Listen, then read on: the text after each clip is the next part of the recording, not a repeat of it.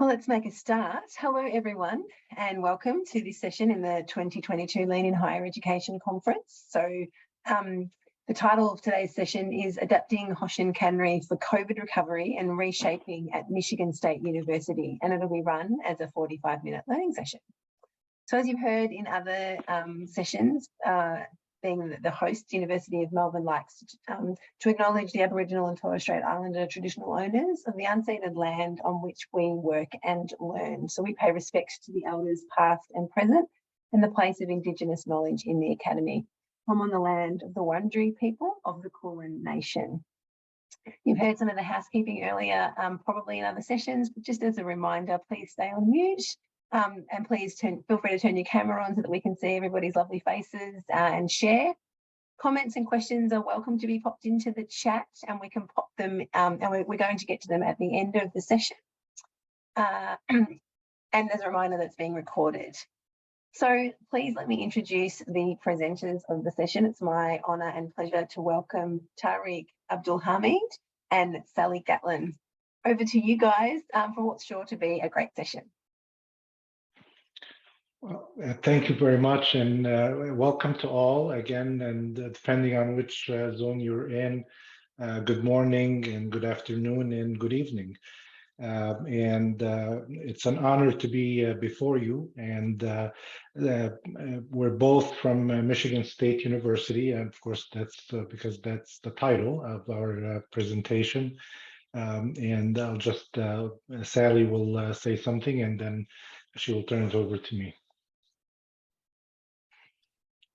Good morning, good afternoon, good evening. It's a pleasure to be here, and I'm really looking forward to our conversations. And with that, I think we should just go ahead and get started. Wonderful. Thank you, Sally. This presentation is kind of a long time in waiting, because I submitted a proposal for it in 2020, and due to COVID, I couldn't actually come and present.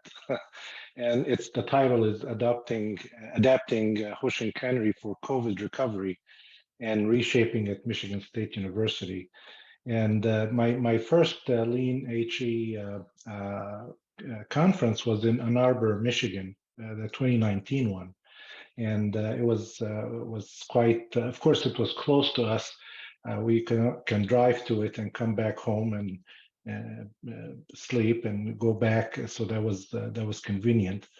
But it was a very nice conference. So our conditions of satisfaction for today, for what we're proposing to you is, I would like to really have an awareness of the Hoshin Kanri and A3 thinking concept, and both may be very familiar to many of you. They may be new, so we're just going to really talk about them briefly, as we have used them in the Student Life and Engagement Division at Michigan State University. And I'll speak a little bit about the Student Life and Engagement Division, but our use was for Hoshin Kanri in how we needed to reshape and learn during the COVID pandemic.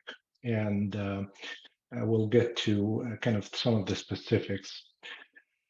So those are the two conditions of satisfaction. The discussion framework, really want to share with you first a little bit about MSU, shameless plug for MSU, and a little bit about to give you a sense of what the Student Life and Engagement Division is, and really discuss a little bit the lean approach that we use. What is Hoshin Kanri, our COVID problem, and then adapting the Hoshin Kanri process, and really get into that really heavily.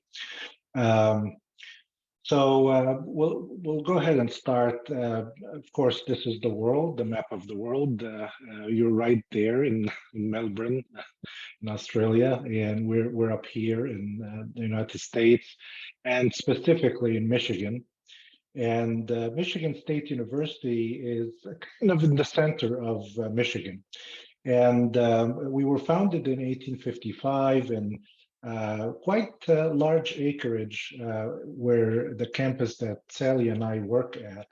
But throughout the state, that's why I'm showing the whole state, we have plus 20,000 acres that are used for teaching and research and extension activities. And we have our wonderful students. We have almost 50,000 students.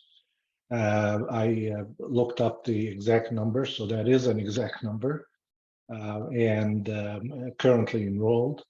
And faculty staff, both academic staff and administrative staff, almost 9,500. And our budget typically as a university is around 3 billion. And we have about 200 academic programs, 300 study abroad programs, and research activity is quite significant also at Michigan State University. We have one of two facilities in the world. It's the facility for rare isotope beams.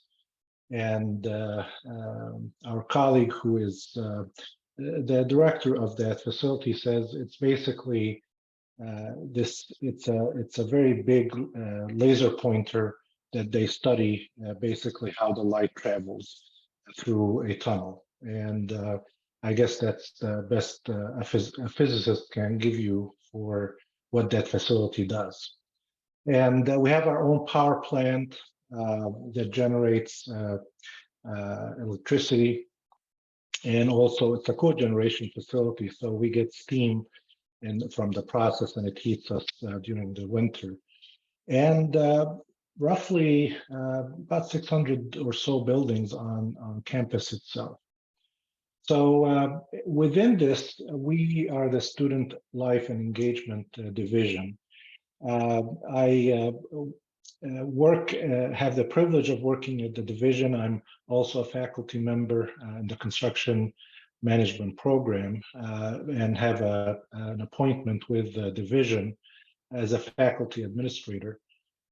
And we basically are responsible for everything that touches the life of the 49,695 students. So student affairs, student support, auxiliary services. Some of them live with us, about 15,000 live with us and dine with us. Many faculty and staff dine with us. Almost we serve 50,000 meals a day. And we have recreational facilities that fall under this division, and hospitality facilities also, a conference center, hotel center, basketball arena, golf course. And really this ties to what we are going to talk about, because our division is roughly from a standpoint of volume on an annual basis is around 280 million to 300 million in terms of revenue. When COVID happened, that basically declined precipitously because our students had to leave campus. So that presented a major issue for us because as you can see, a lot of the major activities that are revenue producing for the division were basically inactive. So that will come later into really our discussion. I wanted to go quickly into the Hoshin Kanri and just talk a little bit about what it is, very brief and not to the extent Dr. Balzer talks about or is, I think, there's a new book on the horizon, so that's where you're going to learn much more about it. And Stephanie, if we can do the poll for just Hoshin Kanri familiarity with our colleagues.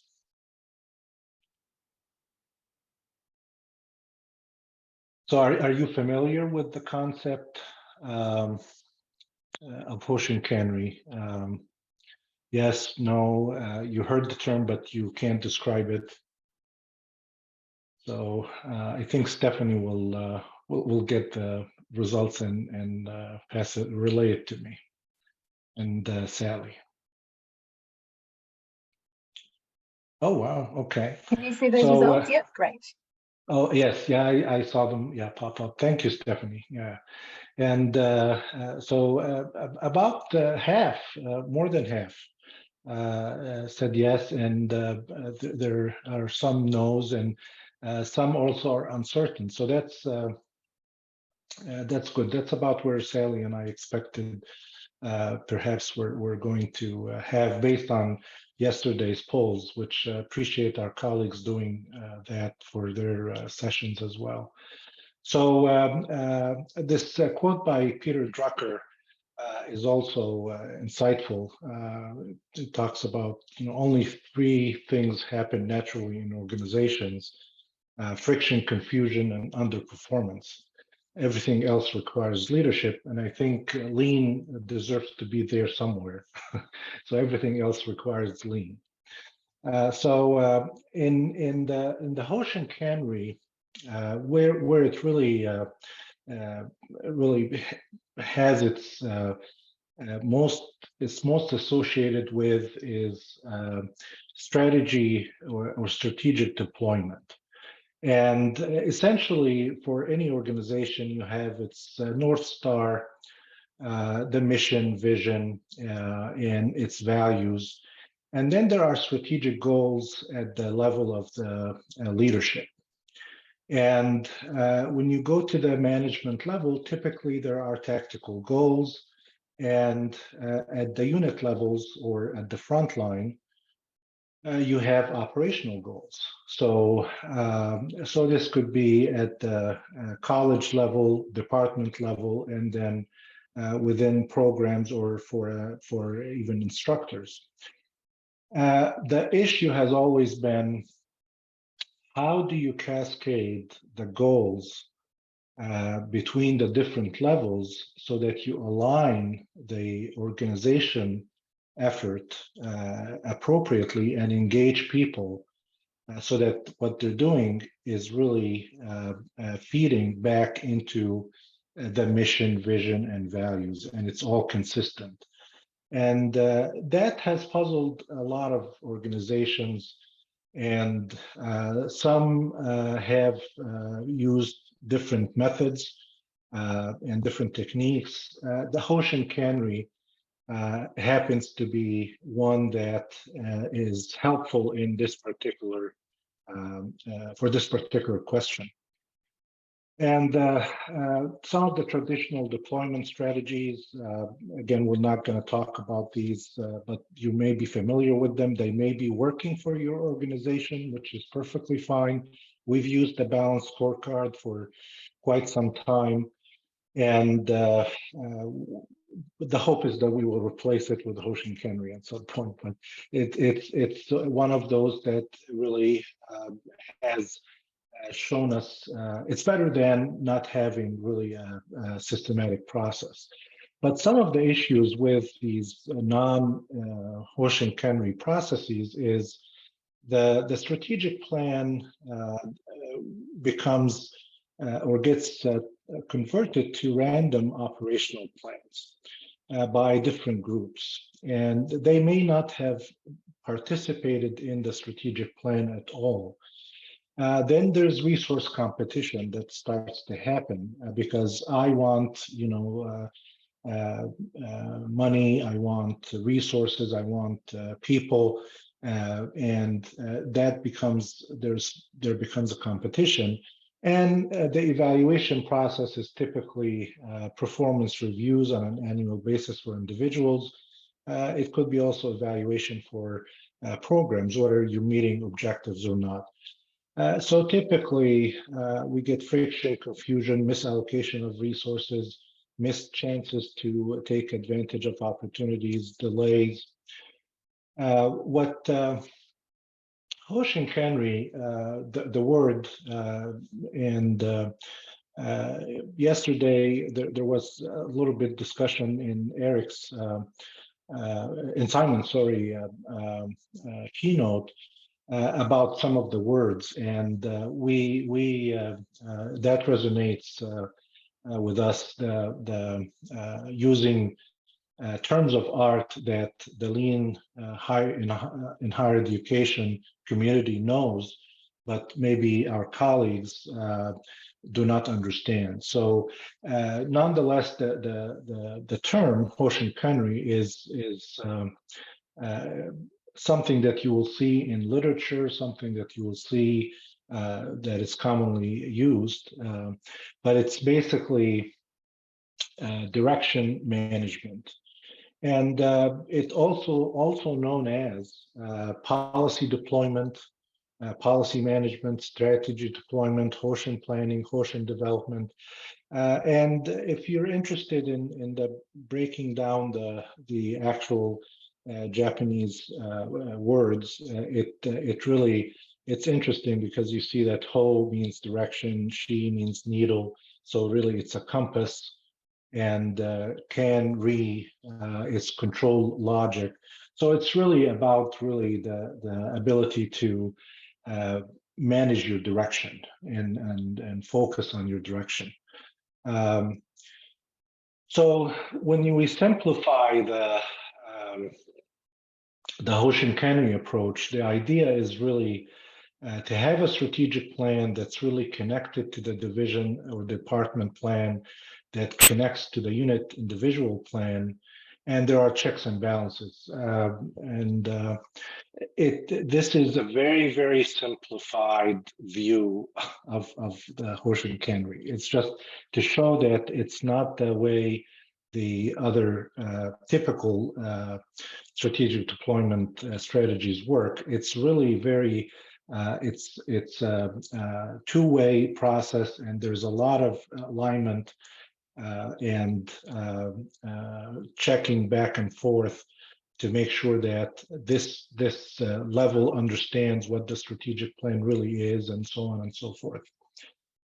So what actually happens in Hoshin Kanri is you break down the problems from the leadership level to the managerial level, and from the managerial level, they break down the problems to what we call the operational or unit level. And what comes back up is contributions to the solutions based on the expertise and experience of each level as they have received their goal. And one of our colleagues yesterday commented that leadership has to be used to hearing problems, not just asking about what is your solution to this problem. This is a little bit different, and I agree with her about that statement yesterday. This is really saying that the problems that are being cascaded down are broken down between the levels such that there's an understanding of the direction. So from leadership to management, from management to basically the operational level. And the ask here is to really work on what are the solutions that you can apply yourself in, which is the respect for people component. And that really creates that process, as opposed to typically what happens is solutions come down as edicts, as directives, and you're going to do them whether you want to or not. So that's typically resisted very much, and we don't get the results that we want, and people just don't enjoy the workplace if the leadership sends down solutions. and wants to hear problems of why those solutions are not working. So Hoshin Kanri is the opposite completely. There's a cycle that Hoshin Kanri follows, and this is really discussed in at length. And if you've utilized the Hoshin Kanri process, again, Stephanie, this is a good time to pull our colleagues about have they used it. So it's even if it's partial use. Have you used or are you using Hoshin Kanri at this point? Just to get a sense of where we are.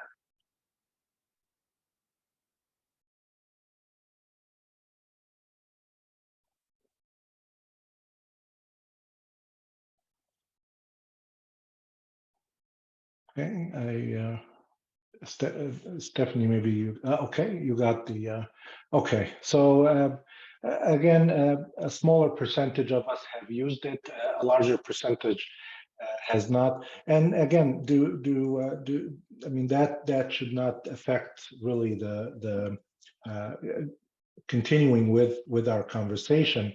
The main thing here is that I wanted to share with you is basically that there's a process, there's a cycle that you go through, and it's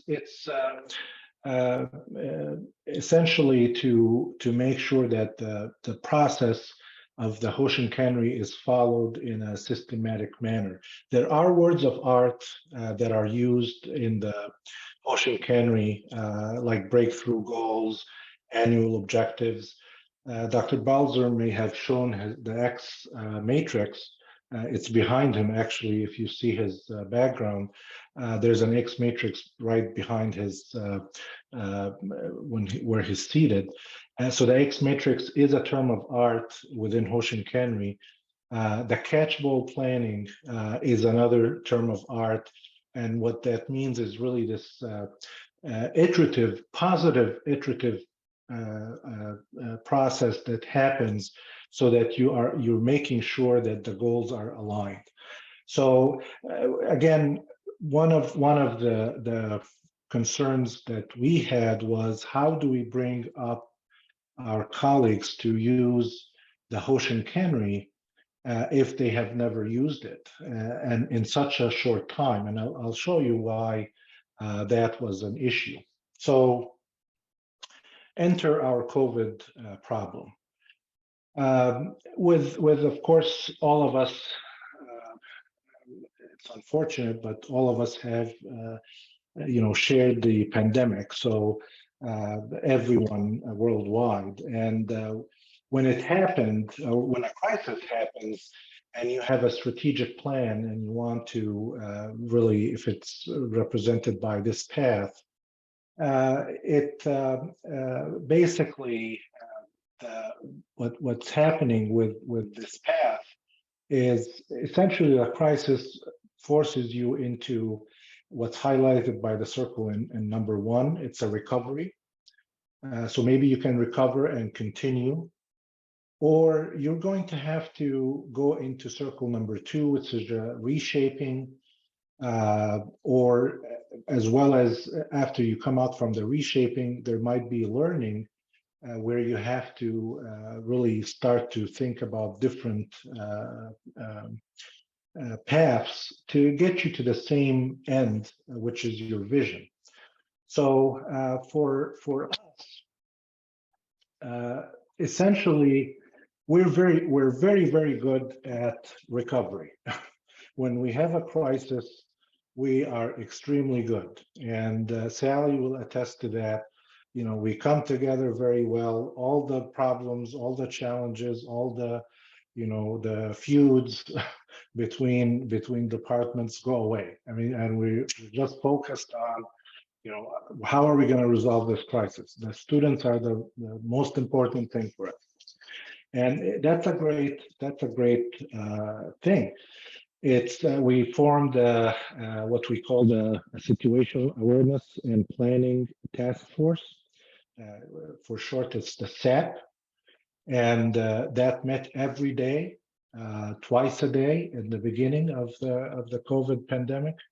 And its job was really to primarily this situational and awareness planning task force was recovery, was crisis really management.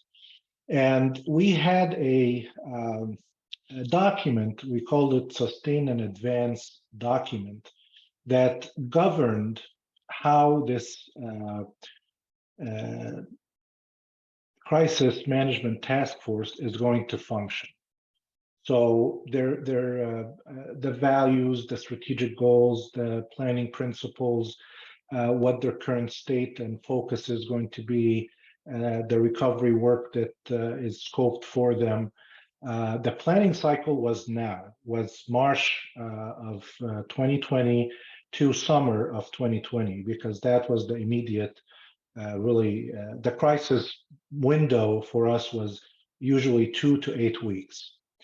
So, and the team structure, again, we have emergency planning, training that happens. We have certified colleagues in emergency planning.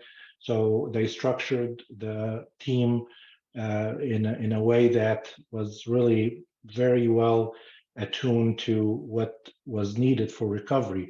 What kinds of recovery, you may be wondering? Kellogg is our hotel and conference center. So we had to adjust it so that we host first responders. That was something that had to be handled by this group, the Situational Awareness and Planning. Consolidating of residence halls, so bringing multiple tenants of different residence halls into one residence hall or two, so consolidate operations. Isolation and quarantine housing. We had no isolation and quarantine housing. Nobody else did, so we couldn't go and visit someone. You had to really come up with plans and do plan, do check, act really in many ways. So colleagues who did not really make themselves available to continuous improvement were doing continuous improvement in a way. So our issue was the part of the document that was speaking to the near and far timelines, which was the fall semester of 2020 and the spring semester of 2021. What are we going to do? And if we are going to be still online or not, and I'll share some of the scenarios. And the team structure, we didn't know what structure are we going to use. Frankly, we did not have a way to address the reshaping and the learning in such a small time window to be prepared for such a big ask. So some of our concerns were just like everybody. What is this tsunami of a pandemic doing to us, and the business models that we have, how is the economy shaping, the students and customer behavior. So all of this was really coming into focus for us, and we could not just rest on doing the 2 to 8 week time window with our crisis management approach. It was just not going to work. And we could not really deploy our strategic plan that was done, completed prior to the pandemic, and deploys a traditional approach. So one of our concerns was, what do we do in these time windows that are in the future? We need a strategic crisis action plan. We don't know how to do that, but we know what we want from it. We want basically a better plan for COVID-19 challenges, to have the ability to give leaders alternatives to make decisions, so that we come out of this wiser and better prepared as the changes are going to be happening. So we knew what we wanted. We wanted the strategic crisis action plan to allow us to absorb uncertainty that is going to be coming our way. We just didn't know what to do or how to do it. And that's where some of the leadership discussions were around, for example, we would talk about innovations for student and staff safety. These are our student workers and staff who work for the division. And we call it mission command, but it's also strategic intent, which is the same as these in the Hoshin Kanri, is the same as breakthrough goals. So the way we started to think about this helped with really seeing the parallels to the Hoshin Kanri process. So we began to really start to think seriously about using the Hoshin Kanri here. Even though we had not been using it in a regular manner. So, for example, in this particular, for the students and staff safety, the strategic intent or the breakthrough goal is COVID-19 testing has to be available and administered in locations with all of its processes understood and rolled out in a way that is basically seamless. So that's the strategic intent that will go to the managers, and the managers will really need to act on this, and then the frontline, our colleagues on the operation level, need to put it into practice. So each one of these represents a mission command or a strategic intent. The same thing on the housing models, that we needed to also have the same thing happen with other areas that I'll show you next. But one complication was that we had, for every time window, like fall of 2020, spring of 2021, we had different scenarios because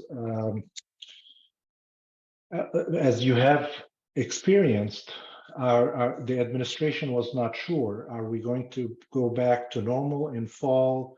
And then are we going to be in person, online in fall and then in person in spring? So we had to cover all those scenarios because each scenario has a different implication for our viability as a division. And it has major consequences for our staffing and our colleagues and our students. So it wasn't just that we had the mission or the strategic intent breakthrough goals. We also had this complication of really scenarios.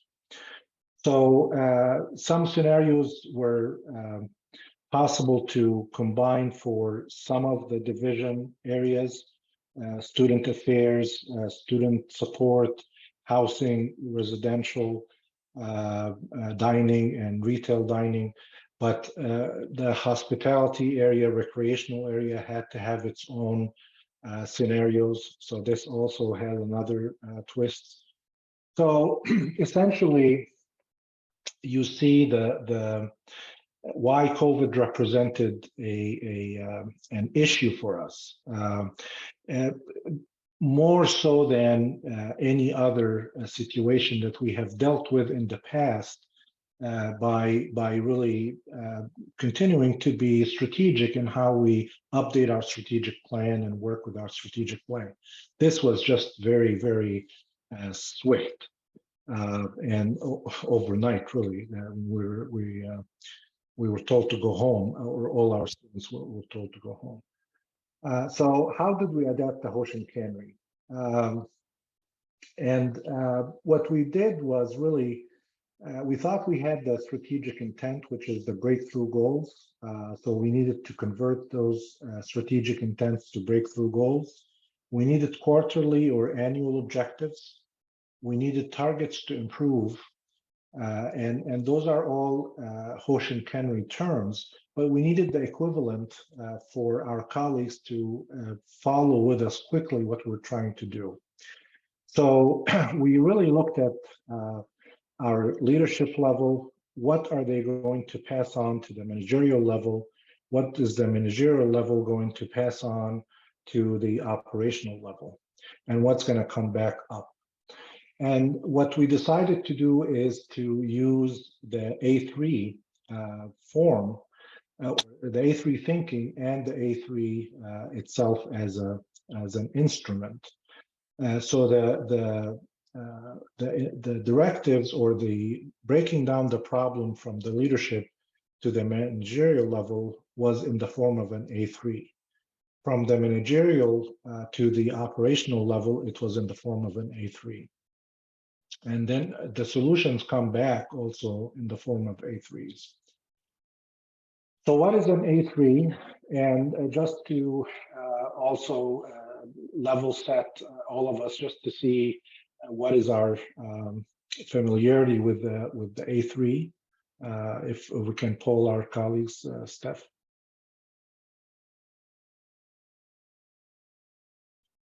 So do you know what is an A3 thinking? What is A3 thinking? Sorry, there's a typo. It's what? It says thinning rather than thinking. That's my mistake. Oh, okay. Sorry about that. Okay, that's okay.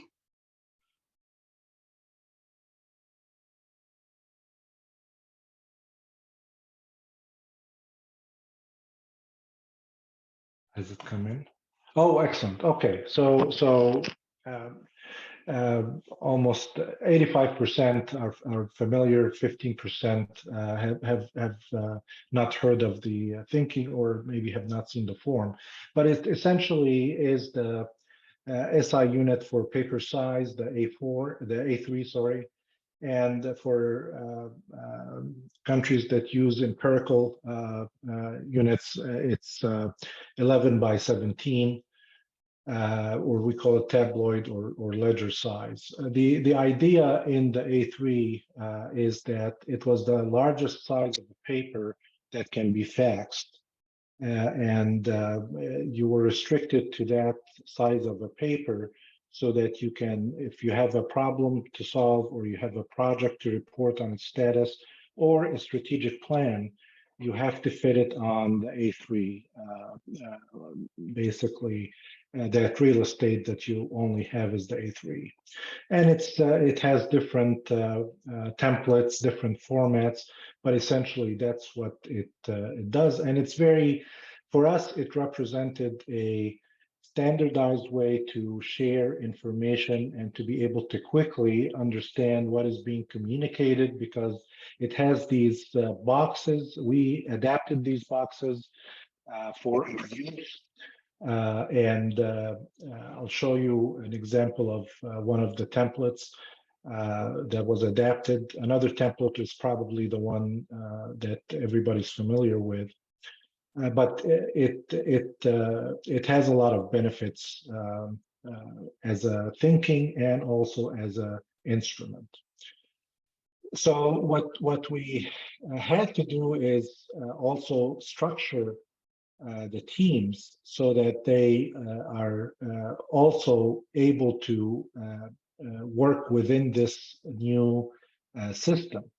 So what we did is the strategic level, or the leadership level, we use this term look ahead planning team.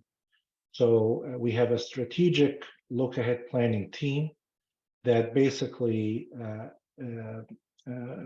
feeds a managerial level look-ahead planning team. And a managerial level look-ahead planning team may have multiple operational level look-ahead planning teams. So the look-ahead planning team was really the unit that would be working depending on the level on an A3 that has the directives or the strategic intent coming from the level above it. And at this level, really, it's the breakthrough goals. Here, it's really what are you going to do? Here, how are you going to do it? So this is an example of all of the LAPTs, the strategic ones, and then the managerial sponsors and the managerial task force leaders. So we had, for example, the events and programs for students, LAPT. So there was a strategic A3 for it, and then a strategic, managerial LAPT. And we had an executive committee that helped this group. So as a example of an A3 for the strategic A3 level, we create the mission command, the strategic intent. We go to the timeframes. We go to the different planning scenarios. This gets communicated to the managerial LAPT. The managerial LAPT takes that strategic A3 and they go through a process where they have to create an A3 themselves. Their A3 is basically very focused on what needs to happen in order to facilitate the strategic intents. It's a what level, it's not a how level.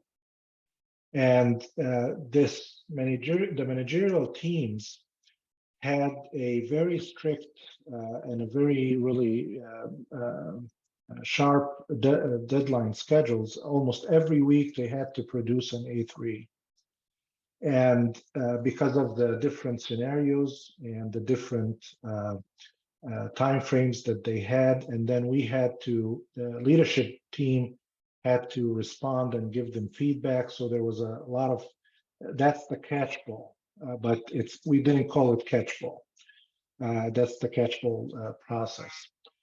So what happens after the managerial LAPT produces their A3 and the leadership approves it, it generates operational LAPTs. So these are teams that really are the continuous improvement teams, rapid improvement teams. So it's what we're used to. And the A3 that they basically are using is the standard A3, and they go and solve problems, basically that have been communicated to them by the managerial A3,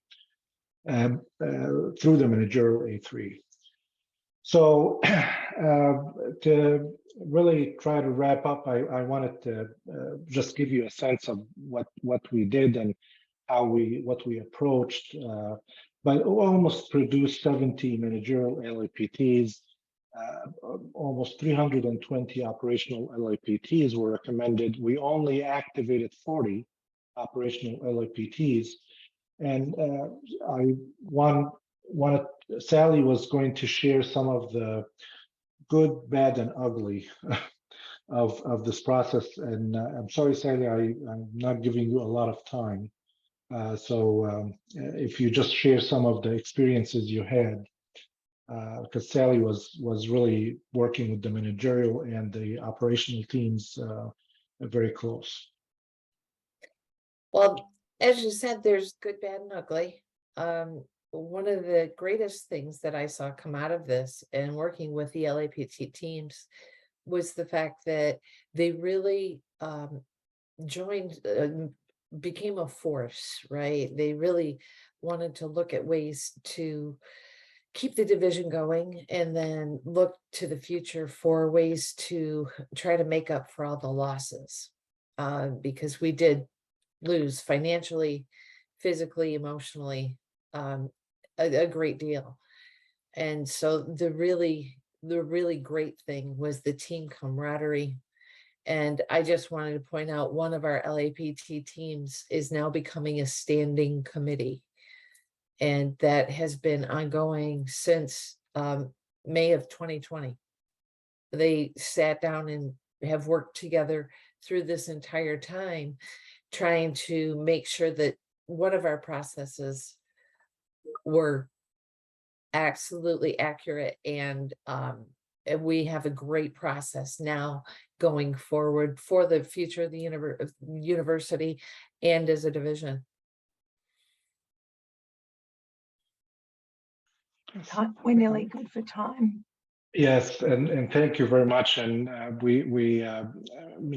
think we're going to stop there, and hopefully we gave you we have met our condition of satisfaction. You have an awareness of the Hoshin Kanri and the A3 thinking process. You got a glimpse of what we did, and we're happy to answer follow-up questions. And really, we want to thank you to the University of Melbourne and all of our Lean HE friends. And we're learning so much, and we really are looking forward to continuing learning from all of you. Thank you, Tariq and Sally. There was a couple of questions, and if people had time to stay on, I'm happy to facilitate those. One was around, did it make it easier to use HK on all levels because COVID was a joint challenge? I believe so. Go ahead, Sally. Yeah. Yes, I think that I know our division has we seem to put out fires really well. We really grow together very quickly, and so it definitely made it easier. But what I have seen since, though, is that people have continued to use that thought process, which is kind of one of our biggest points. I made a note, it's maybe if we called it crisis planning instead of lean, that people would just be on board. Yeah, absolutely. Yeah.